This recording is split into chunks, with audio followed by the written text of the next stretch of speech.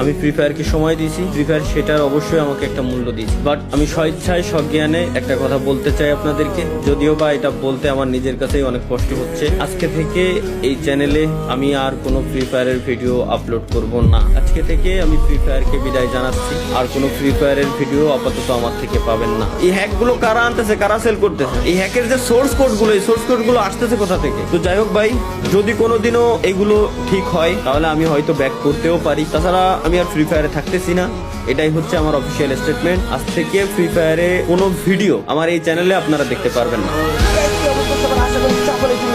তো বন্ধুরা, আজকে দেখা হচ্ছে দুনিয়ার সব থেকে সিক্রেট প্লেস। তো সিক্রেট প্লেসের জন্য অবশ্যই ফ্যাক্টরির উপরে গিয়ে গোলালের উপরে উঠলাম এন্ড ওই পারে আসলাম। এটাই হচ্ছে দুনিয়ার সব থেকে সিক্রেট প্লেস। এখানে কেউ আবার আল্লাহ আস্তাগফিরুল্লাহ লা ইলাহা ইল্লাল্লাহ